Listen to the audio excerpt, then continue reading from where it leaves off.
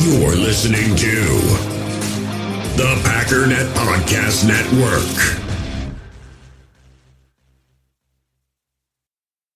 What's going on, U.S. Cellular customers? I've got good news, so don't hit skip, at least not yet. I'm talking about their special customer event, Us Days. What is Us Days? It means exclusive offers just for their customers, just to say thanks, like $1,200 off any phone, plus $300 off any tablet.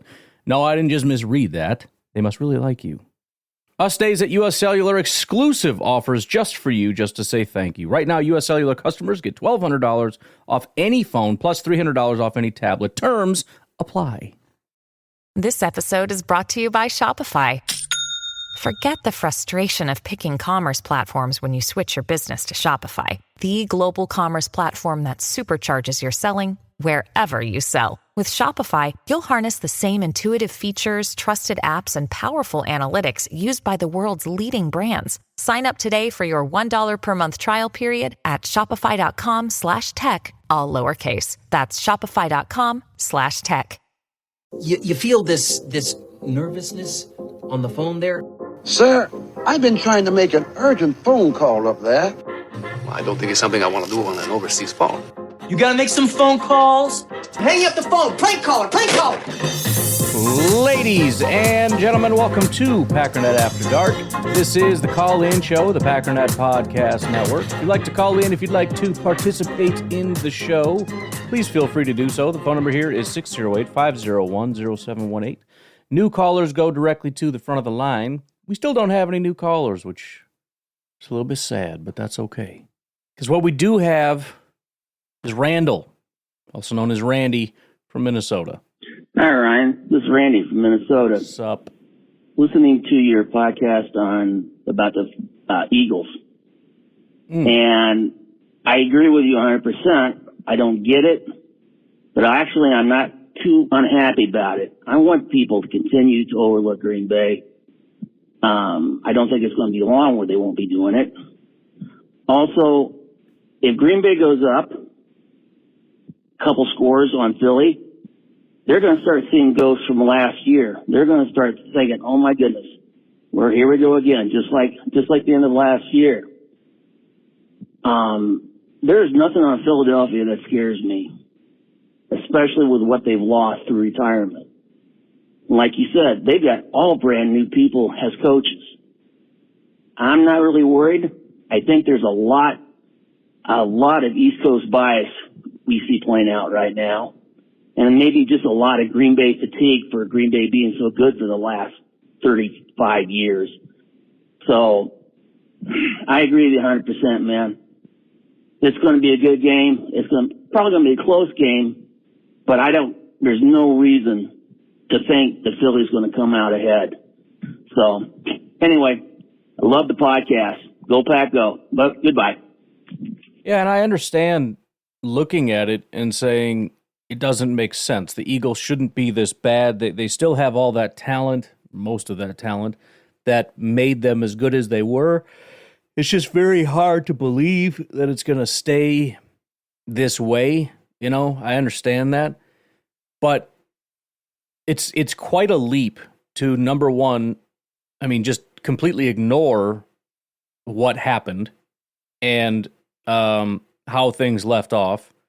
Number two, just assume that it's going to be fixed before you actually see it get fixed. Number three, kind of 2B, I guess, just assume that it's almost like they work in reverse. Well, they must be better, so now how do we explain it? Oh, I know. They got a new coaching staff. Just assuming that, well, it's new, therefore they're going to be right back to where they were. But then there's another issue, and that is the Green Bay Packers are a good football team. And I understand if you want to say, hey, the Eagles at their best last year were just unstoppable, and yeah, they're probably ahead of the Packers, right? In that instance, you want to give them the point, 2 points, whatever you think, 3 points, whatever.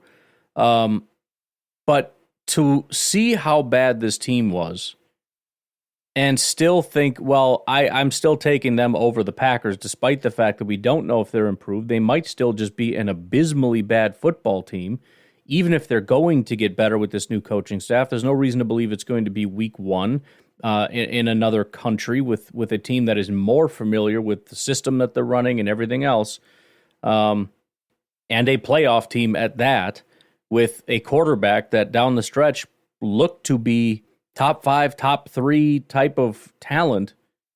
It's just, I don't know how you get there. There's just so many assumptions being made, and the primary two assumptions are what we saw from the Eagles was fake, and what we saw from the Packers was fake.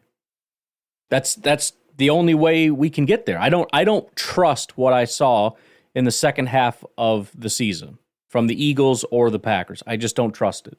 And so I'm going to default back to the Packers are, they're okay, and the Eagles are really good.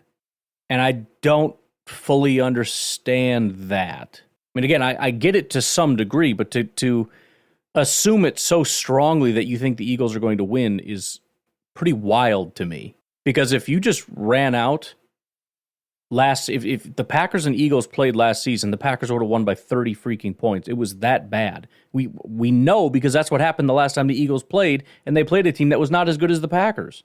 And they got absolutely brutalized. Hi, Ryan. It's Randy from Minnesota again. The more I was thinking about this Philadelphia thing that you were talking about in your podcast, the more I'm thinking, every time a team has to say they won the off season, 9 times out of 10, they're going to end up sucking during the season. Probably true. I'm thinking of the Bears. I'm thinking the Commanders. And there is some logic behind that. I mean, there's 2 main things. Number one, teams whose fan bases never have anything to get excited about probably tend to get more excited about the offseason. But also, number 2, the laziness of the analysis of the offseason just comes down to who got the biggest names. Well, that's always going to be the bad teams because they have the most salary cap and they pick earliest in the draft. So, of course, they're going to, quote-unquote, win the offseason, although we're completely ignoring the fact that these are bad football teams for a reason. And there's definitely not as much parity in the NFL than the NFL would like there to be. In other words, bad teams, for whatever reason, tend to stay bad. So betting on the teams that got all the flashy names is usually a bad strategy. You can name any team that says they won the off season. They usually suck. Yeah.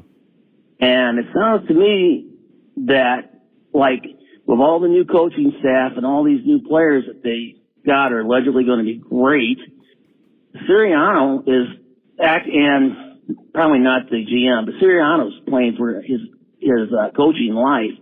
He knows that if they stink this year again, that he's probably going to be gone, and maybe one of these coaches that he just hired will come up and be the head coach. But you're right, the bias against Green Bay is just ridiculous, and it's going to take a while, I guess, before we start seeing it go the other way. And maybe it never will, but I'm fine with that too, for the most part. Just as long as we keep winning, that's all that matters. And anyway, I appreciate the show. First time I've ever called twice. But thanks a lot. Go Pack, go. Goodbye. Yeah, it just seems like some teams and players have to prove more than others. Right, the Bears are automatically good, right? We're talking playoffs. We're talking, whatever. They don't have to prove anything. The Packers did prove it, but they didn't prove it enough, right? They were one of the best teams in football for an entire half of a season and made it into the playoffs. And, aside from kind of just choking against the 49ers, should have won that. They did prove they proved what they were capable of.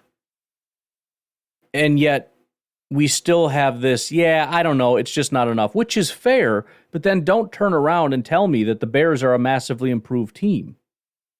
That doesn't make any sense. And look at the Vikings. The Vikings are garbage. How do you know? How do you know that? I mean, and I understand that not everything is exactly the same between the Bears and the Vikings, but we just know that J.J. McCarthy is not good, which is weird. And we know that Caleb is going to elevate this team to new heights, right? And by the way, Drake May in New England is getting some incredibly good reports. Nobody cares. Nobody cares. He's not going to be that good. In fact, I'm surprised I haven't heard anything about Jaden Daniels. I thought for sure there would be a ton of hype about Jaden because there was during the draft. Why is he not going to elevate Washington? Why can't we just assume these things? And the only thing I could think is how much hype went into the Bears for so many years, how much brilliance is bestowed upon Ryan Poles, and the fact that they went heavy after wide receivers, which is the media are like the most lazy analysts in the world. And so, of course, they like the flashy stuff like wide receivers. Not that it's a bad thing. It's an important thing.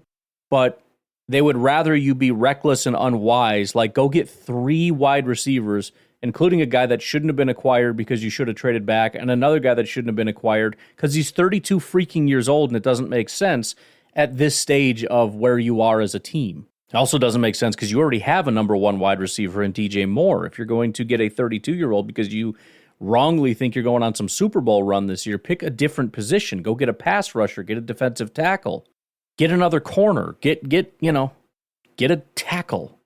But no, you need 3 wide receivers. And that's all anybody can see. 3 wide receivers and a quarterback, and it's like, dude, gonna be so good.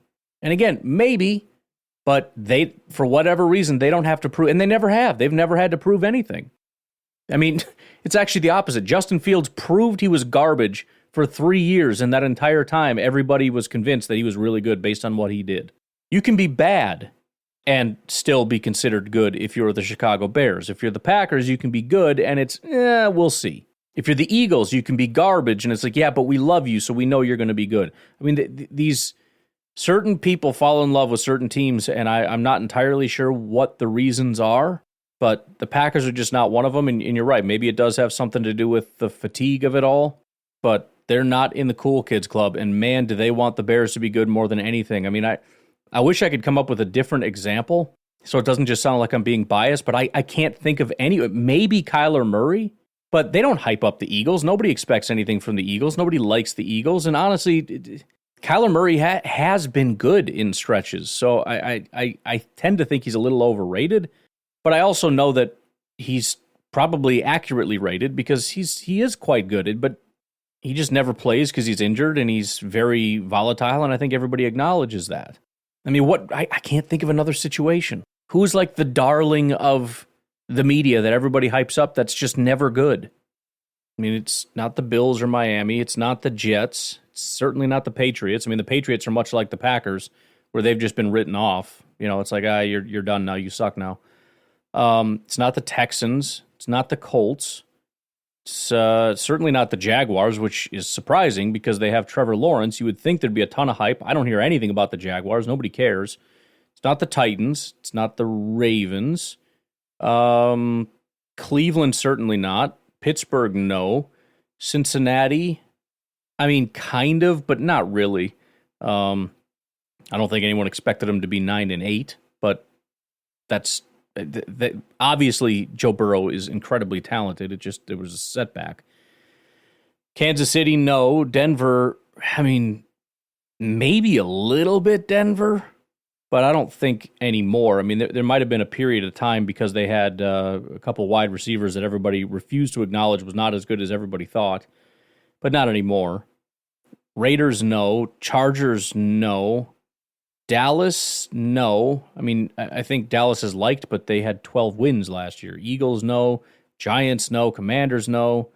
Tampa, no. New Orleans, no. Atlanta, I don't think so. Carolina, certainly not.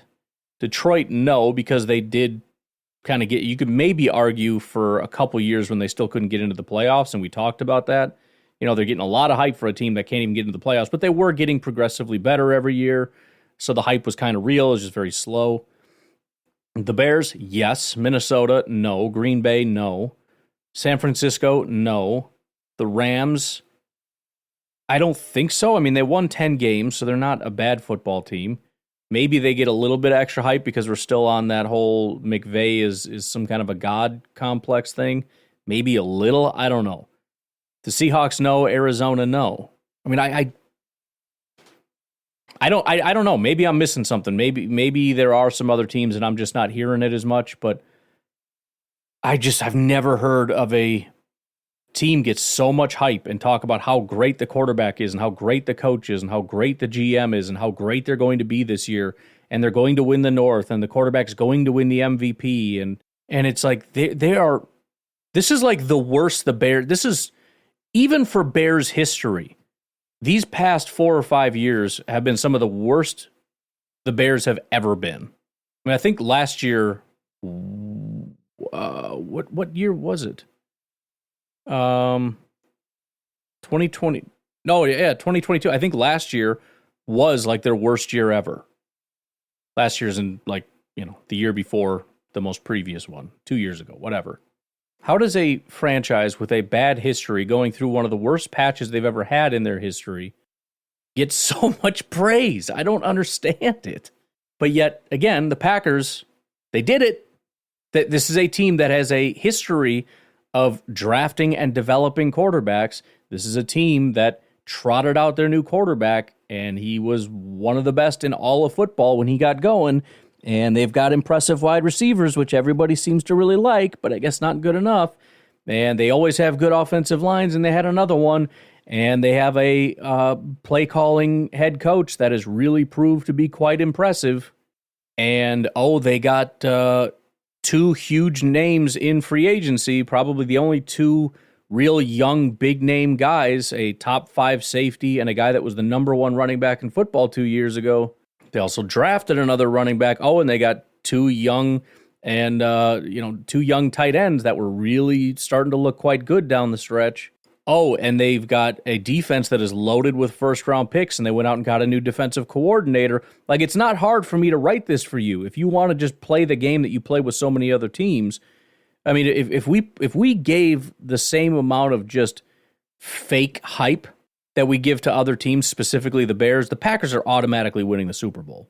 I mean, you apply that same level of nonsense to what the Packers situation is, and it's like, just hand them the frickin' trophy already.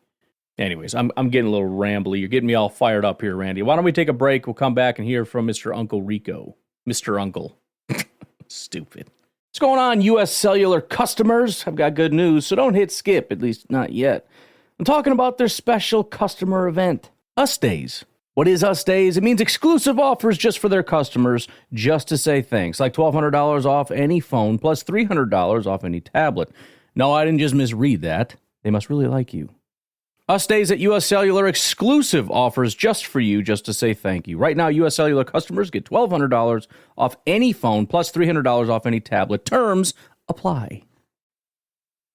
With threats to our nation waiting around every corner, adaptability is more important than ever. When conditions change without notice, quick strategic thinking is crucial. And with obstacles consistently impending, determination is essential in overcoming them. It's this willingness, decisiveness, and resilience that sets Marines apart. With our fighting spirit, we don't just fight battles, we win them. Marines are the constant our nation counts on to fight the unknown. And through adaptable problem solving, we do just that. Learn more at marines.com.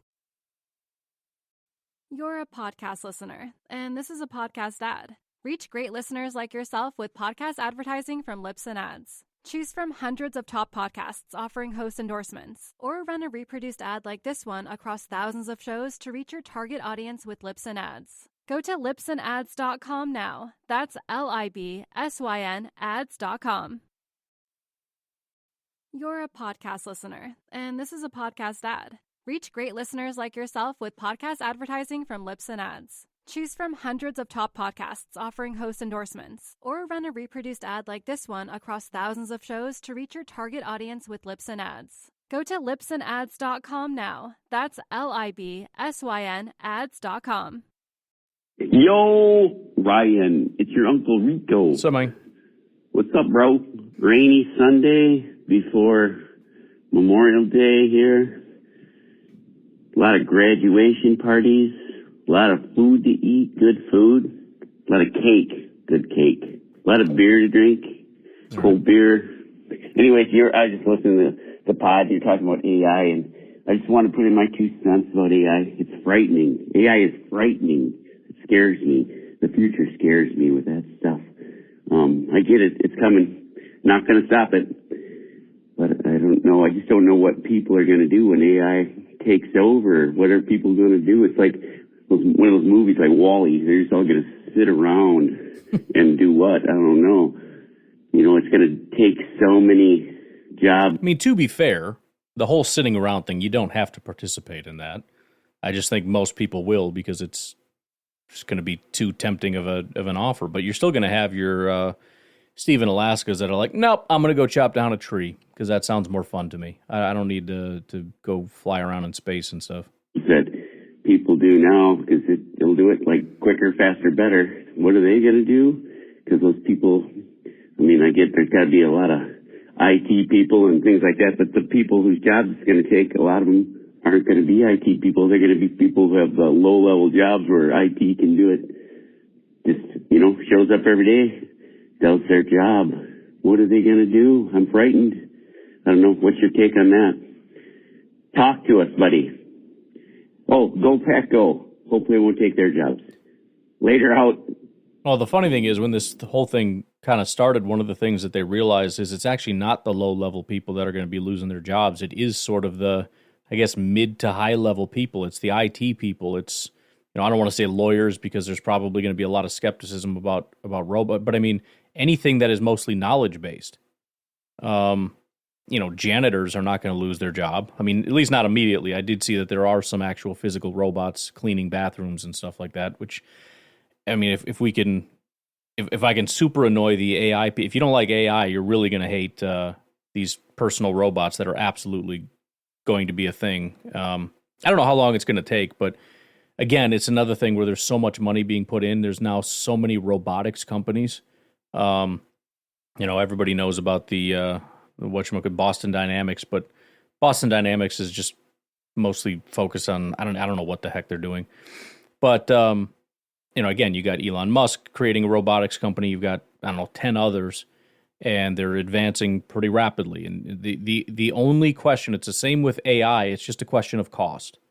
We can do a lot of stuff, but can you do it in a cost efficient manner? And a lot of the stuff that we can't do is because we just can't afford to do it right now. That was why one of the big reveals for OpenAI was not even so much new features. It was the fact that they've basically cut the cost in half, which is going to allow people who use the AI to create more awesome things. So we'll see the benefits of that on the back end because it's less expensive to create their AI models or whatever. Because whenever you run a fetch or whatever the heck you want to call it, it costs money. So anyways, as the price of the robotic stuff comes down, eventually it becomes more and more feasible that you can have that. And so we're already seeing, robots that can pick up eggs and crack eggs. We're seeing robots that can fold laundry. And so, am I going to be opposed to spending $1,000 when the price eventually gets down there in, 10, 15 years on a robot that can do the dishes and do the laundry and all that crap? Heck no, man. That's all you, son. People spending $1,000 on a freaking cell phone.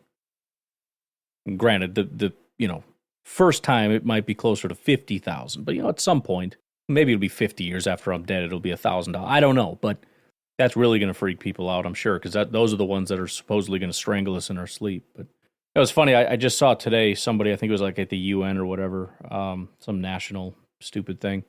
They said something to the effect of, we can't control AI.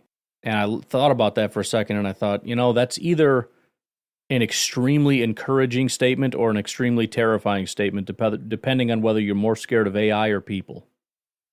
Hey, Ryan, your Uncle Rico. I just realized I'm like, maybe this topic is past. I just realized the cast I'm listening to is from May 12th, so I'm a little behind, right? So anyways, I was, you guys talking about AI and music, and I think like I said, in my previous call, the AI scares the daylights out of me, but music is kind of least of my concerns, I think.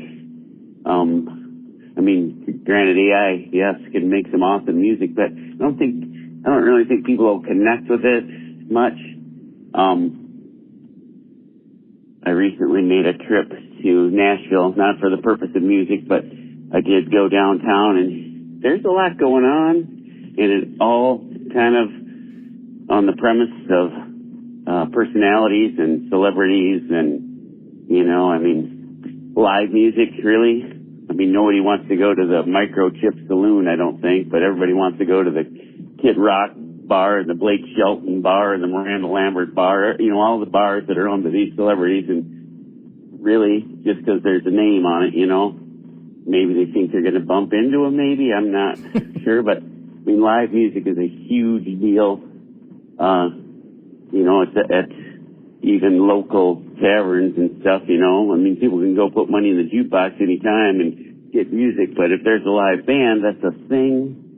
You know, you can have an outdoor event where you play music, and music is great, but if there's bands there, I mean, it brings in, people go wild over spending money. I would never personally spend more than like $30 to see a concert, but people spend, I mean, you know how much they spend. It's wild. It's crazy. It's insane for like 2 hours worth of live music when you can get 2 million hours worth of music out of an electronic device for free.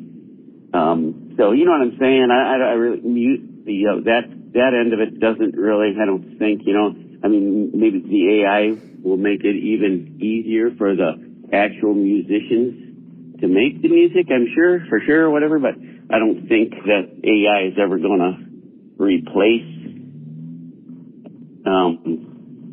I don't know. I mean, that's to me, I can't see myself just listening to the music. It doesn't have a, you know, I mean, oh, that song's got a sweet beat and it's got some cool lyrics, but you can't connect with it, I don't think, if it doesn't have someone attached to it, a band attached to it. You know how young ladies are with boy bands or the whole, like you said, the Taylor Swift thing, whatever. It's connected to someone, and that's the main thing, I think, anyway. So, anyways, we go out, go, Pack, go. Yeah, I see it more as like a slow creep. I mean, you're right about the way people are now, but things evolve over time. People obsess about certain bands because that's the hip thing to do. That's what all of their friends are doing. That's, you know, that's what the radio stations are pushing, and, you know, everybody's pushing it on you and everything. But, you know, I mean, it's going to creep in from a lot of different angles. And I think one of the biggest ones isn't even necessarily how much enjoyment there is for people, but the incentive to become a musician. I mean, right off the bat, it's discouraging to spend a lot of time trying to learn to play a guitar, to sing, to all that stuff when somebody can just type something in. There's also going to be, potentially, we'll see. I mean, maybe it'll just die out and because nobody likes it. I don't know. But if the music were to start making inroads on, like, for example, YouTube or Spotify, the ability to compete with now not only people, but, you know, 10 times as many people is maybe even 100 times more AI songs. The bottom line is the odds that it's going to pay off, the investment in learning to play music and become a musician. I mean, it's already a unbelievably difficult thing to do, to make it in music. If music suddenly gets flooded with AI and people do enjoy it, because that's the other thing. If you're, I understand as far as like, well, it's not a popular band that everybody knows. I know, because that's where we are today. But when I go on YouTube and listen to music and there's another song that just plays next, I don't know who this person is. I don't know anything about them. Now, usually I can see a person there, but if I didn't, I wouldn't think any differently about the song. If I just thought it was a person, I would still be able to relate to the lyrics and the tone of it all and everything else. I don't need to physically see a person standing there. That provides nothing to me. Same with, you know, Spotify. If it's just playing, you know, another song, if it's recommending another song to you, it could recommend a song. You would have no idea if it was AI generated or if it was not. And people could easily fall in love with certain songs and everything else. And again, that doesn't mean that there's not still going to be a market for it. But the problem is, you know, it's going to be less lucrative because there's going to be less money in it because it's going to be spread out too much across all these different areas. which could mean less enthusiasm for individual bands, which could mean it's just not as profitable and it's not as worth it to anybody to even put on the shows or get into music to begin with. So again, it's more of a slow creep and cancer, if you will, than just a quick and rapid, like Taylor Swift fans being like, oh, actually, I like this song. I don't like Taylor anymore. I'm not going to her concert. Like, that's not going to happen. This generation, sure. What about, my kids or my kids' kids? What about, people that are coming up in the world today where, let's just say by the time you start getting into music in 10 years, where's the music industry at? What if 75% of songs, and that's the other thing, what happens when radio stations start playing hit songs that are AI-generated songs? Think about how much money, let me look into this. So you've got radio stations paying tens of thousands of dollars to buy the licenses to play these songs. That's how these musicians are making money off of the radio. These radio stations pay for these licensing fees to be able to play their music. Imagine being able to save tens of thousands of dollars because they're being undercut by people who are just mass producing music. I mean, think about it. You could have a company that wants to make money through music just cranking out 10 songs a minute. The market becomes oversaturated, the prices begin to plummet, and the only people that are able to actually profit off of music, assuming you can get radio stations and whatnot to bite, are these companies that can mass produce music. Because otherwise, what the heck is the point? I'm going to sit here and spend an hour trying to create a song that I think is good, and if it actually gets a hit, which is unbelievably unlikely, I'm going to make, $10? Same with Spotify. I don't know their payment structure exactly, but let's find out. So it looks like they pool all the money that they earn, and they give 70% to the rights holders. So they keep 30%, 70% goes to you based on how much actual hits you've gotten. Now, again, Spotify could very easily just say no AI music or whatever, but if that starts getting flooded with thousands of songs, tens of thousands of songs a day, you're going to see other artists start to plummet in terms of how much money they're actually making because it's just so saturated. So again, it's just something that could kill music, even if it's not necessarily in even for people like you or Taylor Swift fans who are like, I don't want this, I would rather, human bands or whatever, it may not matter. But we'll see. We'll see how it all pans out. Maybe it's a thing that dies out, but the cost effectiveness of it, it's a similar thing with actors and actresses. I mean, you can say, well, I'd rather watch a movie with Al Pacino in it or whatever, but is a movie studio going to pay that person $5 million to star in one of their movies when they could just have freaking Pixar put together their or just create an AI studio like Pixar, but it's human beings for the cost of however many couple thousands of dollars it would cost. I'm just saying. We'll see. And again, as if people always talk about WALL-E and the worry about people putting these things over their face. If that is the way people progress, they're going to care less and less about going out to some honky-tonk bar to watch live music. They want the music just pumped into their ears. They want the movies just pumped into their eyes. They don't freaking care. And then again, who wants to be an actor? When you have a 1 in a billion shot of actually being an actor to begin with, and now you don't even make any money being an actor because you're competing with AI, it's going to kill the industry just based on incentive. It's not worth it. There's no money in it. Hollywood superstars are going to be making $90,000 a year. Brian, this is Nico. I tell you what, I love hearing the good news about Caleb Williams. I guess bad news if you're a Bears fan. Sure. I know what they're thinking. They're like, here we go again. I assume they're going to be optimistic for a while. And you know what? Everyone has a bad day. I'm sure Jordan had a bad day or two his first year, in practice. And I'm sure if they cared, because Rodgers was still there, probably didn't even make the news. But had it, I'm sure they would have laughed. But I tell you what, I noticed all the excuse makers Roma Doomsday or whatever his name is wasn't there, and neither was Keenan Allen. What about their other guy? Remember, don't they have another number one receiver? Was he not there? I didn't hear any news that he was or wasn't. But I guess he needs more than one good receiver to look good. It's funny because when you parallel that to Jordan Love, now, like today, everyone, it's pretty unanimous, like, wow, the Packers have a lot of depth at receiver, right? But nobody was thinking that a year ago today. It was just Christian Watson, Glass Joe Watson, and then Dobbs, who kind of showed up and didn't, and, it was like, he had a stretch in his first year, but we don't know. And then it was a bunch of rookies and nobodies. Even the tight ends were nobodies, rookies. But now, they all, the consensus is we got 4 or 5 or 6 very good receivers.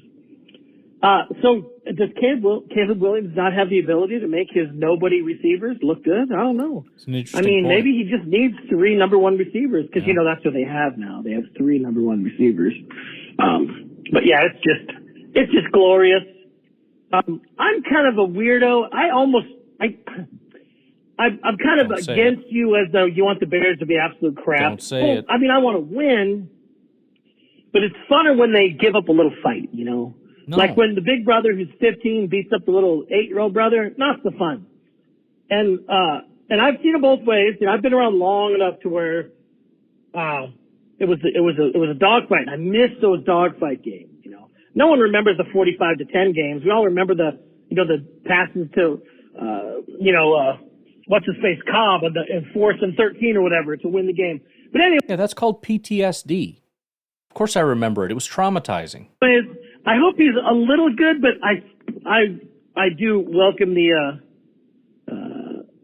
bashing that we'll have to get because I know the Bears fans right now are freaking out like, oh, did we get another crappy quarterback? And it's quite possible. So, hey, go Pack go. The offseason's killing me. And bye. No, you're right though. It is funny that we already have to start the excuses for why it's not looking good. And again, I understand it's just one open OT. Like it's not that big of a deal, but it is hilarious. And Bears fans have to hear themselves. I mean, you have to understand. There should be, you talk about trauma, there should just be something buried deep into their brains that when they start saying things, it just triggers them, and it just makes them go, oh no, it's happening again. And apparently that's not the case, but I mean, to immediately lead in with, oh, well, he doesn't have his number 1 wide receiver. Like, you're making excuses again. Don't you hear yourself? Don't you hear? That should set off all kinds of red alarms in your own minds. Like, oh no, I'm doing it again. Oh no. I sound like I did last year. I sound like I did with Fields and Trubisky and everybody else we've ever had. It's unbelievable to me. And you're right. What do you need to be good? I thought you were just good. I didn't know you needed elite wide receivers to go out there and make heroic plays because you can't seem to get the ball to other guys. It's weird to me. I didn't know that good receivers made you throw better. That's news to me, but fair enough, I guess. But why don't we take a break? We'll come back, and we got a bunch of Nico coming up. We'll take a break. Be right back. Like I said before, it's coming. Okay, I'm done. Have you ever experienced turbulence on a flight and wondered why? And you can see all the terrain around you. You've got no issue with visibility or anything? No, everything's PG. Maybe you've sat on the tarmac for hours wondering why your plane isn't moving. Well, we're outside here. They're saying the ramp is closed. They won't let us park because of Air Force One. Listen in on the conversations between pilots and air traffic controllers on the Air Traffic Out of Control podcast. 512 Whiskey declaring an emergency. There's smoke in the cabin. I need to make a landing right now on 31 left. We have the most interesting, wild, and funny ATC recordings you will ever hear. Check out Air Traffic Out of Control wherever you listen to your favorite podcasts.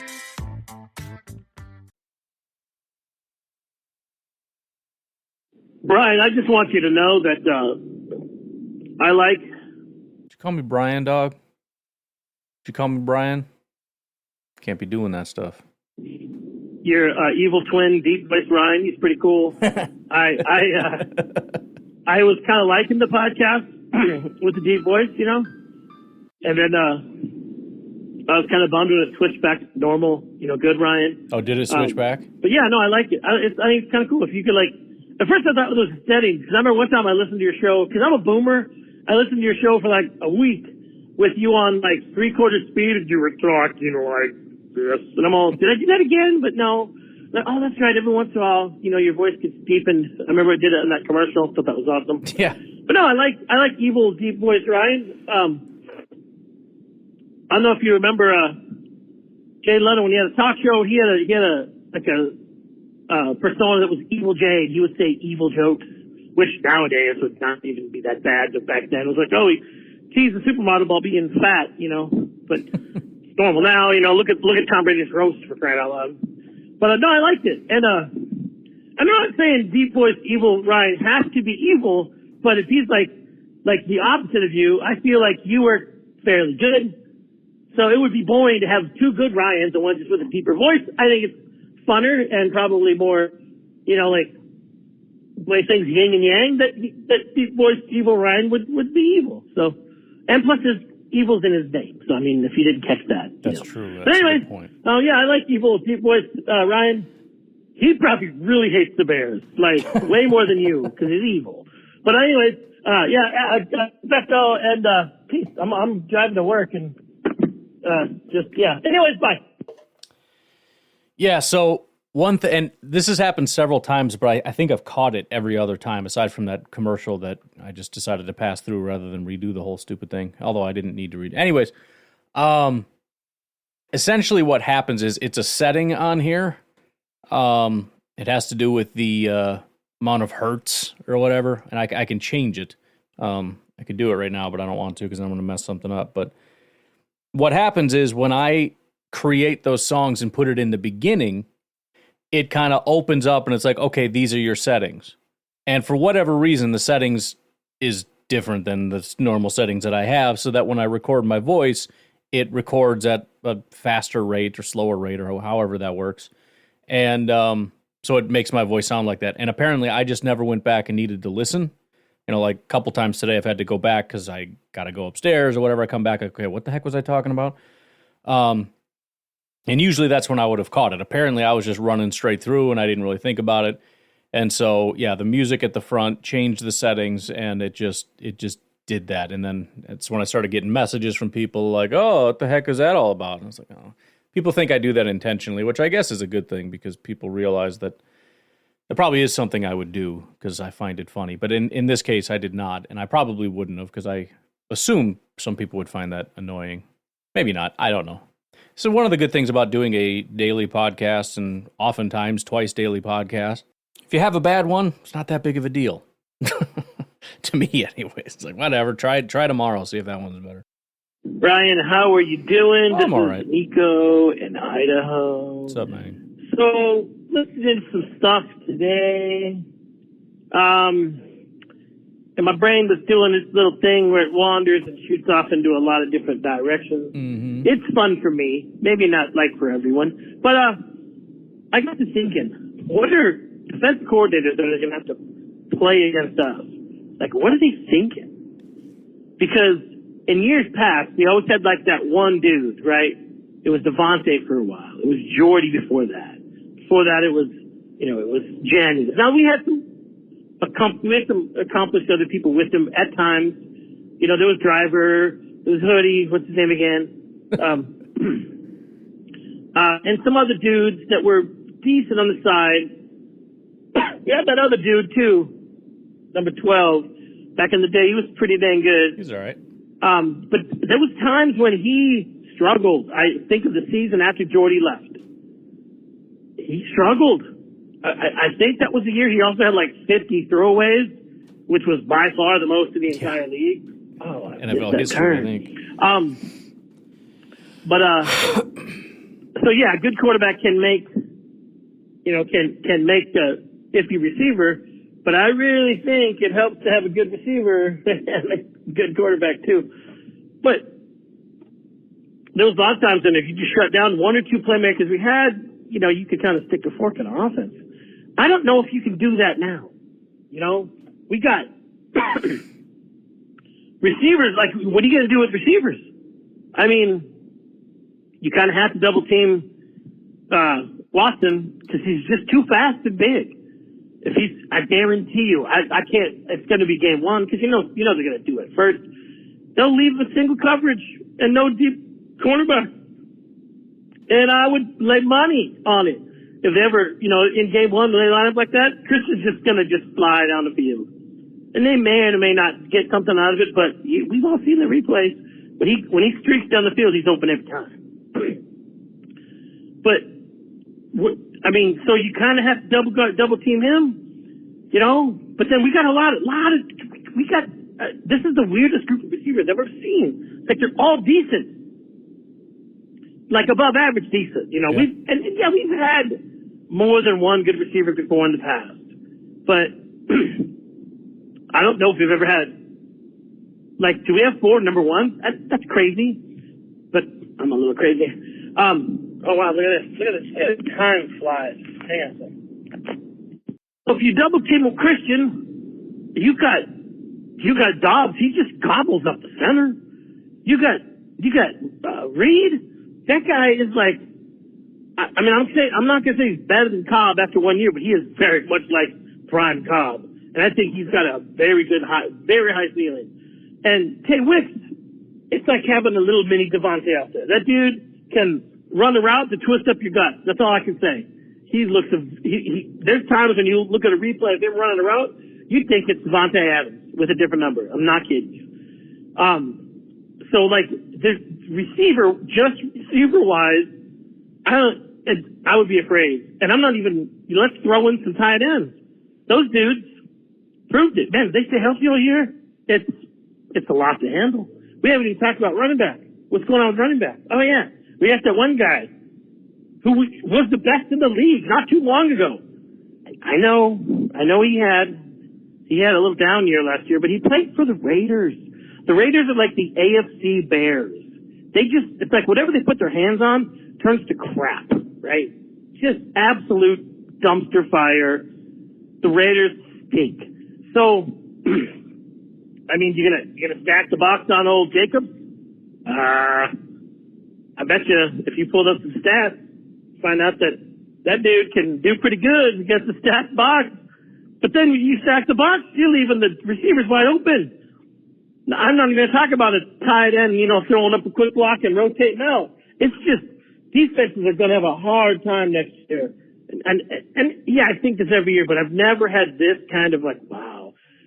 Because not only are they good, I think they're all still kind of in the known. So that may change mid-season this coming up year. But one thing I think that's the key is that they all became believers last year, man. And they just didn't. I've played a lot of sports and I've done that thing where I just didn't play my best. When I feel like I'm playing someone I'm better than, I lose. I'm like, you know what? I'm going to notch that in there and not do that again. Man, just look out, NFL, because it could be scary. Look at what Love did with a bad half a year. Imagine if he comes up firing on all cylinders, that dude could throw for 5,000. He could. He could throw for 45, 50 touchdowns. He really could. So I'm just so jacked that my brain is freaking out. Go Pack, go! Keep doing what you do, brother. Appreciate you so much. And all you Pack fans out there, I wish I could just hug each and every one of you and say, "This is good. Let's go, man!" Oh God! All right, I gotta go. I think you're right, and I think that's a big part of the reason we had all the success we had when we had 5 wide receivers. I've mentioned it before, but I remember playing fantasy football back when the Packers were indisputably the best offense in football. 2011-ish era. And you would never take a Packers wide receiver. I shouldn't say never, but it was not as valuable as you would expect for as good of a team as it is. You would take Rodgers, but taking a receiver was so hit or miss because there's just so many options. And one day it might be a driver game, and one day it might be I guess it wouldn't be driver, but depends on the year. Might be a Jennings game or a Randall Cobb game or a Jordy game. But that was the point, is you could really spread it around. And remember, at that time, we really didn't have good running backs. Starks was okay, but until we got Eddie Lacy, we never really had a solid running back. So, yeah, the options that we have now with Josh Jacobs and Marshawn Lloyd, and by the way, the tight ends, it's another position we've really struggled at. I mean, we had Rodgers and a bunch of wide receivers and a good offensive line, and that was enough to dominate the entire league. Now we have Love and a bunch of wide receivers and potentially some tight ends and running backs. I mean, if Jordan can continue to be that guy, I don't know why this wouldn't be. Again, you look at the Chiefs. They have Pat Mahomes and a tight end, and that's more or less it. Right? The Lions have a really good offense with like a pretty good running back that is very limited in carries, a good receiver, and a good offensive line. I mean, I don't know why the Packers shouldn't be setting their sights on best offense in football. It's just such a ridiculous amount of talent that they have. But anyways, I appreciate all the calls. You guys have a good rest of your night. I will talk to you tomorrow. Have a good one. Bye-bye.